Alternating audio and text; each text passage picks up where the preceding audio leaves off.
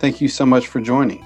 So, today we're going to focus on why students may not retain lesson plans they're taught in the classroom, when using discipline is advantageous, and when using discipline can sometimes slow learning down, and how developments in growth mindset help to improve student retention. How we teach kids in school really does shape the next generation of young leaders that will one day run this country. So, the role of teachers is super important.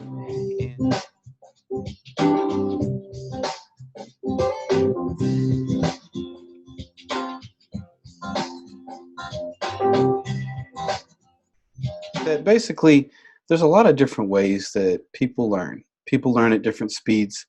And when the learning environment is only done in groups without individuals given space and time to figure out how they learn the best, what happens is students can find it a little difficult, a little challenging to figure out the way they learn the best. And sometimes they just end up copying down the answers for other people, other students that they're working with. Leadership skills are super important and super valuable to develop in younger people, but unless this is a class devoted to teaching leadership skills, the chances are most students won't have the skills to delegate tasks or resolve conflict, that every voice will be heard, and the balance of power is often imbalanced, where you might have a situation where many times there is a majority that silences the minority's opinion. And if there's dominating personalities involved, this can interfere with everyone's ability to participate. Being in a larger group that is mainly student run instead of led by an adult who has leadership skills can cause a lot of anxiety and discourage them from sharing. They tend to acquire kind of a passive role in the group, and then they don't really feel encouraged to actively contribute ideas, thoughts, or possible solutions. And this can be helped by using another method that I'll talk about in a minute. So, group dynamics definitely have pluses, and they can definitely help out in a lot of ways, but sometimes that can be dicey. Being told that it's important, that you need to study this, it's it's not enough these days. It's not enough. What we need to do is we need to give them their own reason why. I mean, and that's kind of the real key point here is that each student really needs to find their own personal reason why. And we can start off by definitely explaining not just what's needed, not just what's important, but why it's important, and explain how it relates to their lives in a way that makes sense and it's real. I mean, I read a study once where it talked about how kids can sometimes come up with ideas that adults can't. They can connect things together at least easier than adults can because adults often base their conclusions on existing knowledge. Where for kids, it's kind of like a collage. They're kind of just reaching out and grabbing things and putting them together. And so it's not as linear. It doesn't make sense to us in the same way it makes sense to kids because kids are not as linear in how they're putting ideas together cognitively. It's done more instinctively than academically at first, which is why it's really important to trigger that curiosity as this leads them to wonder about the different ways something has meaning to them. Attention. It's really vital that a teacher is in control of the class and not vice versa. I don't know if this teacher here was actually tied up with rope. I hope she wasn't. But it does emphasize that, yeah, you need discipline in class to some degree.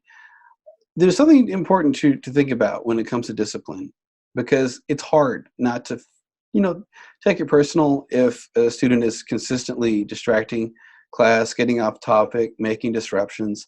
It's challenging because you have stuff you got to cover and it's not fair to the other kids.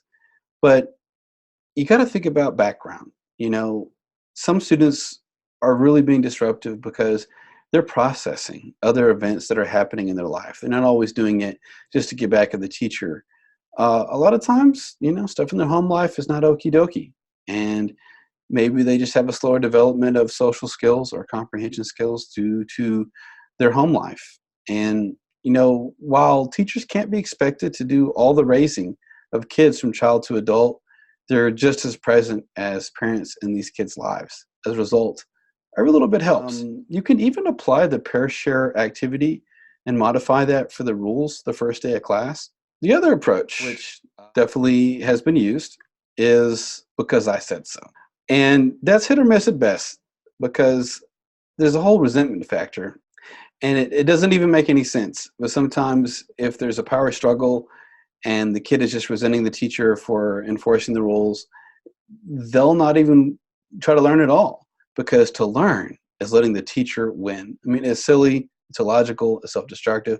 I've seen this happen. I mean, kids aren't really thinking most of the time with their brains. They're feeling. They're feeling out their way through their experiences. So, on the other hand, treating students like they're your best friend, kind of like permission teaching, it's not going to work either, because it's hard to establish healthy boundaries when you do stuff like that. Kids will tend to walk all over you if you try to win their approval and be their best friend. Because what's going to happen if you do that is they're just going to see how far they can go. They're just going, okay, well, if I can do this, can I do that? And they'll keep pushing the envelope.